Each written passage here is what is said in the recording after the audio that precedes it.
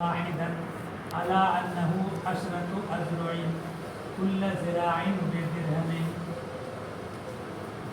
اگر کسی آدمی نے ایک کپڑا خریدا یہ کہہ کر کے یہ 10 گز ہے 10 درہم، درہمن کا تعلق ولو اشترى ثوبا واحدا بدرہم، ٹھیک ہے نا. اگر کسی نے کل ذراع بدرہم، یہاں سے اگر کسی نے ایک کپڑا خریدا یہ کہہ کر کے یہ 10 گز ہے، ہر گز 1 درہم ہے، ہر گز 1 درہم. فائدہ ہوا عشرۃ ونصف، اور جب ایجاب و قبول ہونے کے بعد ناپا تو 10.5 ہے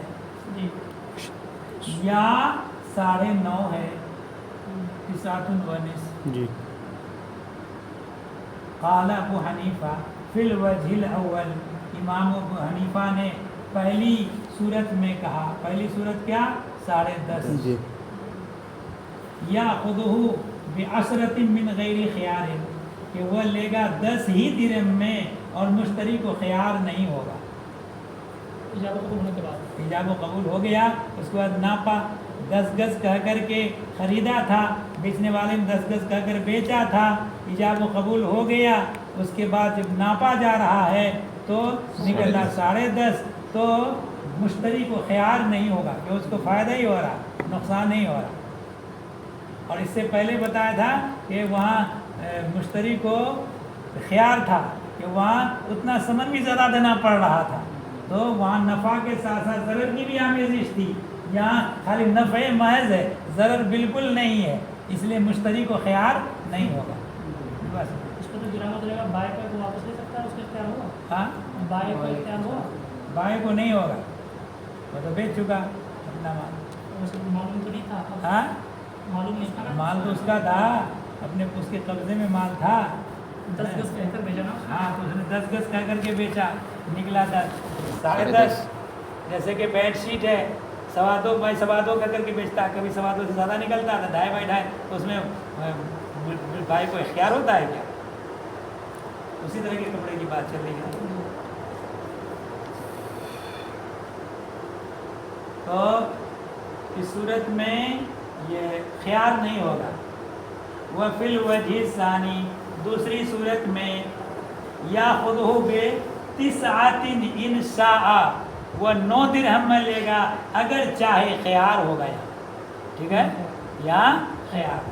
کیوں؟ اس لیے کہ صفقہ متفرق ہو گیا، یہاں اس کو ضرر بھی ہے، اس لیے کہ اس کو 10 گز کہہ کر کے خریدا تھا، نکلا 9.5. مطلب ہو سکتا ہے کہ اس کو 10 گز کپڑا کی ضرورت ہی ہو، 9.5 گز میں اس کا کام نہ ہوتا ہو. جی. ٹھیک ہے نا. تو اب اس صورت میں مشتری کو کیا ہو جائے گا؟ خیار.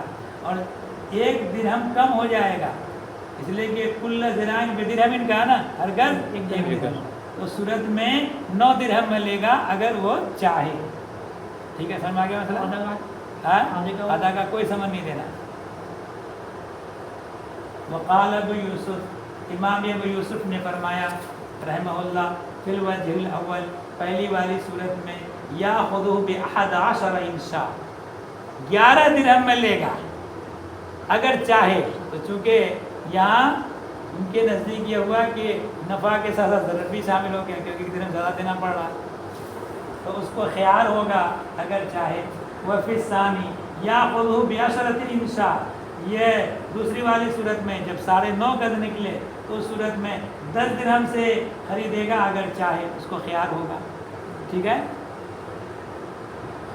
وقال محمد، اور امام محمد نے فرمایا فی الاول، پہلی صورت میں یاخذہ ب10 ونصف، 10.5 درہم میں لے گا، 10.5 درہم ان شاء اگر وہ چاہے. وفی الثانی، اور دوسری صورت میں 9.5 میں لے گا. ویخیر، اور اس کو خیار ہوگا. اب دیکھو 3 امام کے نزدیک 3 حکم ہو گئے. امام اعظم کے نزدیک اس کو 10 پہلی صورت میں 10 درہم میں لے گا. ہلو،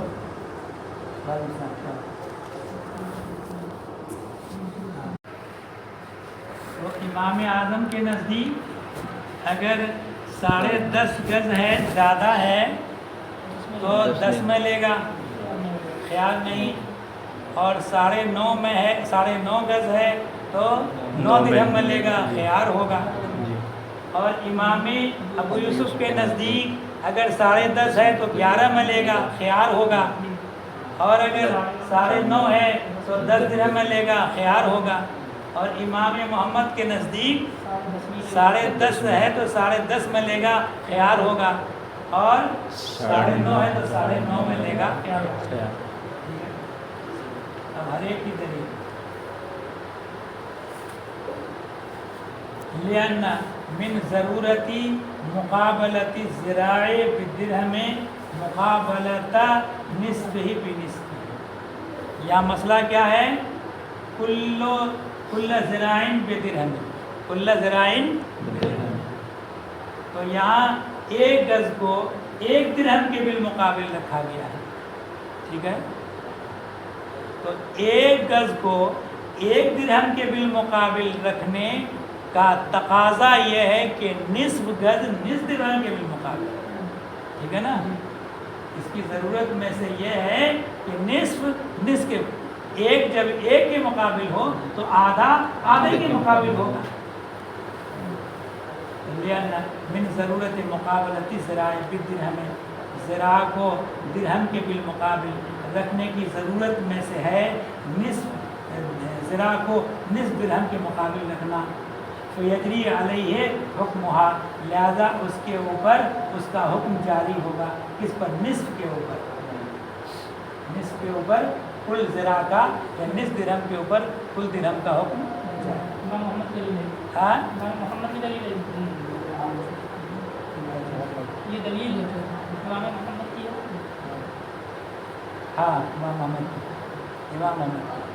لہذا جب 10.5 گز ہے تو آدھا درہم، آدھا گز بڑھ گیا ادھر آدھا درہم بھی بڑھے، 9.5 ہے تو ادھر آدھا گز کم ہو گیا ادھر آدھا درہم کم ہو جائے گا۔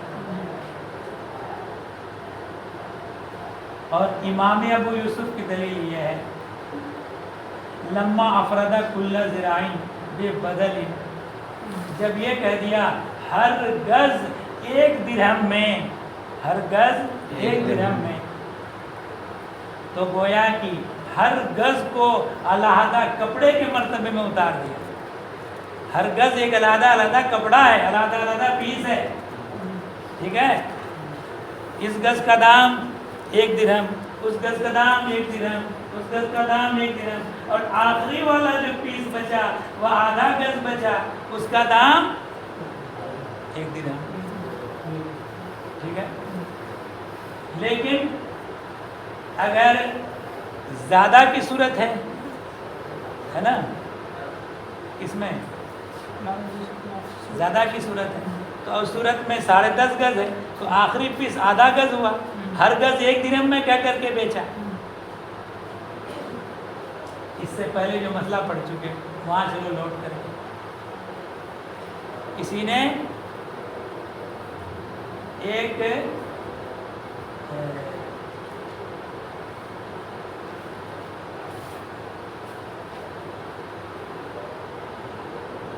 کپڑا خریدا، یہ مثلاً 10 گز ہے، 10 درہم، ہر گز 1 درہم میں نہیں کہا، 10 گز 10 درہم، اور اس میں کچھ کم نکلا 10 گز سے، تو اس صورت میں 10 ہی درہم میں خریدنا ہے، مشتری کو خیار تو ہوگا لیکن ثمن کم نہیں کرے گا، مسئلہ پیچھے گزر چکا، ٹھیک ہے نا؟ تو اب جو ہے اگر اس میں ہوا کہ جو شرط لگائی تھی اس پر نہ ہونے کی وجہ سے اب اس کو خیار ہو جائے گا، لہذا وہ ایک اس کپڑے کو اتنے ہی درہم میں خریدے گا، یا پھر مطلب منع کر دو، میں کو پھنس کر دو۔ جب ہر گز 1 درہم میں کہا تو ہر گز علیحدہ کپڑے کے مرتبے میں اتر گیا، اور آخری والا جو کپڑا ہے وہ جو مقرر کیا تھا اس سے کچھ کم نکلا، دام 1 درہم طے ہوا ہے اس کا، آخری والے کپڑے کا دام 1 درہم طے ہوا ہے، اور کپڑے کی مقدار گھٹ گئی تو اس صورت میں پہلے مسئلے والے مسئلے کو دیکھو کہ اگر اس سے مقدار سے کچھ کم ہو جائے تو ثمن اتنا ہی دینا پڑے گا، لے کو خیار ہوگا چاہے بے کو فسخ کرے۔ اس لیے ان کے نزدیک ہر کپڑا ہر گز الگ الگ پیس کے حکم میں ہوگا، تو 11 پیس ہو گیا کپڑا، تو 11 پیس ہو گیا تو 11 درہم دینا پڑے گا۔ اب آسمائی جی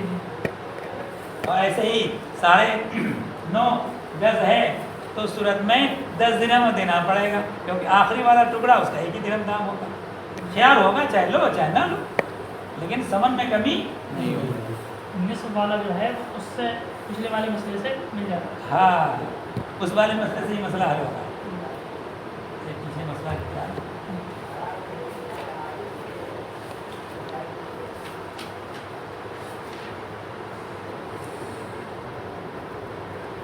سو درہم میں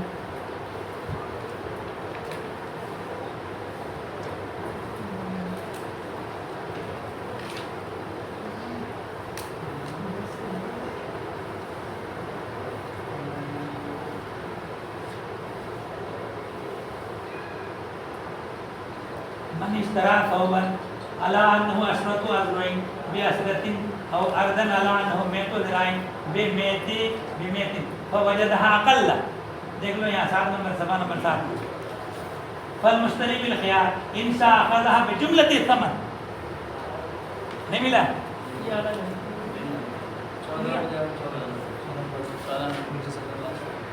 اگر کپڑا کم نکلا تو پورے ثمن سے چاہے تو لے چاہے بے کو فسخ کر دے، تو ویسے ہی ہو گیا آخری والا پیس، ٹھیک ہے نا، کہ جو جتنا بیان کیا تھا اس سے کم ہے اور ثمن ٹھہرایا تھا 1 درہم، تو 1 ہی درہم ہے، ہاں خیال ہے چاہے لو چاہے نہ۔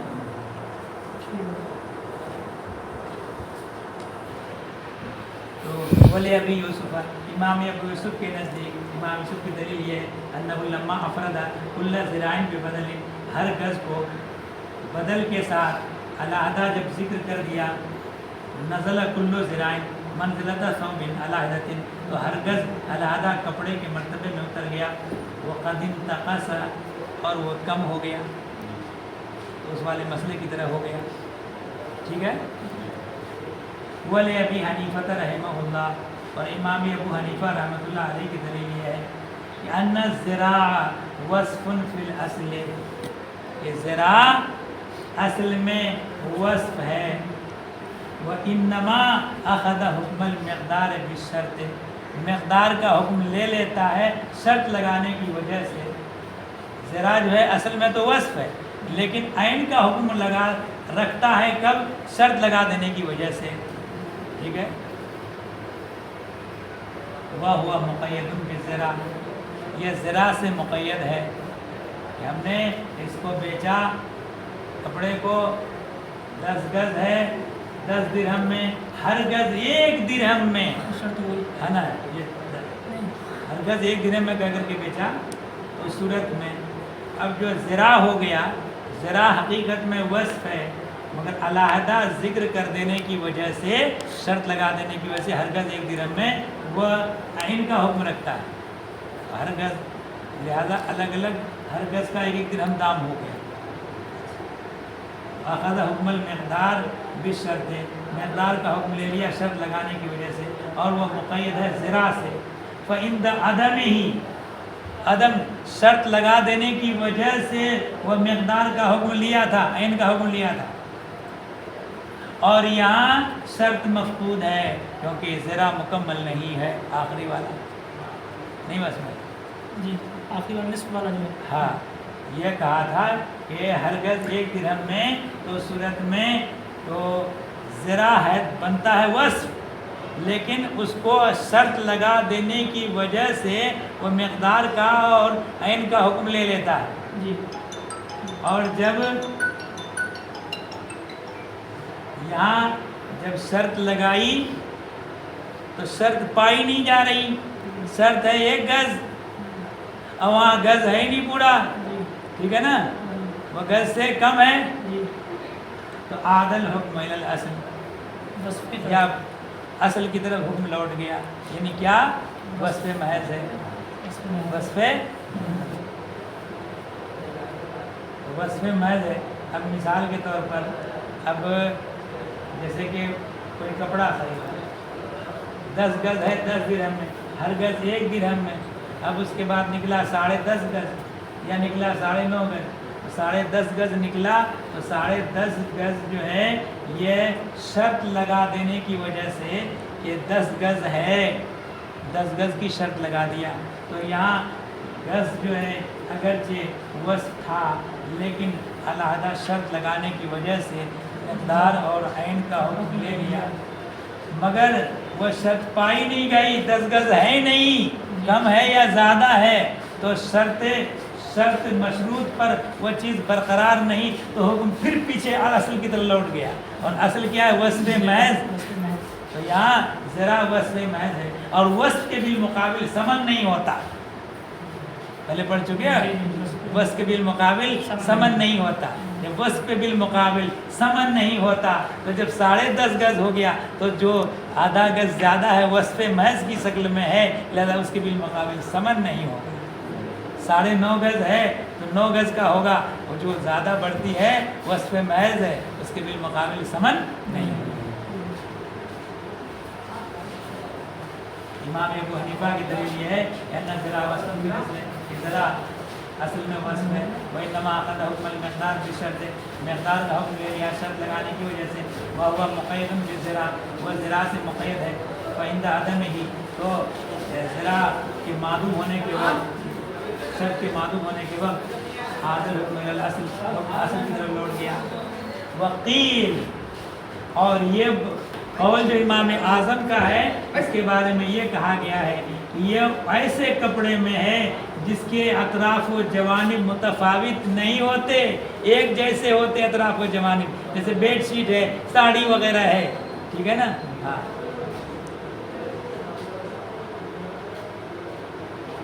اور اگر اطراف و جوانب ایک جیسے ہوں، متفاوت نہ ہوں، اور وہاں کٹنگ کرنا ضرر نہ دیتا ہو، تو گائے کے فی القرباس الذی، ان کپڑوں میں جس کے اطراف و جوانب متفاوت نہیں ہوتے ہیں اور اس سے جدا کرنا کاٹنا ضرر نہیں دیتا ہے، لا یطیب للمشتری، جتنا ما زاد علی المشروط، مشروط پر جتنا زائد ہے وہ مشتری کے لیے جائز نہیں ہے، لأنہ بمنزلۃ الموزون، اس صورت میں یہ تولی جانے والی چیز کے مرتبے میں ہے، کہ تول کر کے کوئی چیز بیچی، جتنا زائد ہے وہ بائے کا مشتری کا نہیں ہے، تو لا یضرہ الفصل، کہ یہاں جدا کرنا ضرر نہیں دیتا ہے، جیسے تھان کا کپڑا، ٹھیک ہے نا، اب وہ ہے 10 گز کر کے بیچا نکلا 10.5 گز، تو وہ ضروری ہے بھائی آدھا گز پھاڑ لے گا، وہ کام آ جائے گا، ٹوپی والوں کو بیچ لے گا،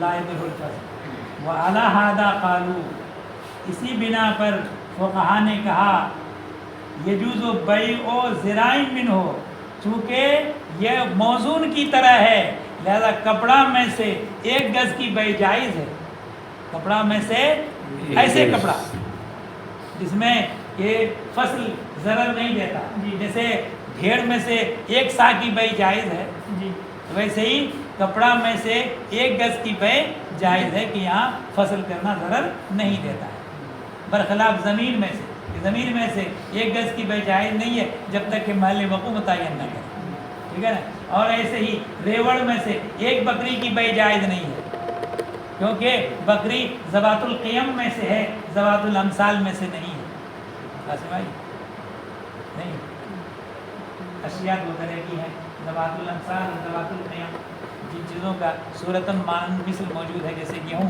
اگر کسی کا گیہوں لیا ضائع ہو گیا تو اس کے بدلے میں گیہوں دے دو اتنا، ٹھیک ہے، ذوات الامثال کی پہچان یہ ہے کہ ناپ کر یا تول کر جو چیز لی جاتی ہے، اور ایک ذوات القیم، گائے بھینس وغیرہ۔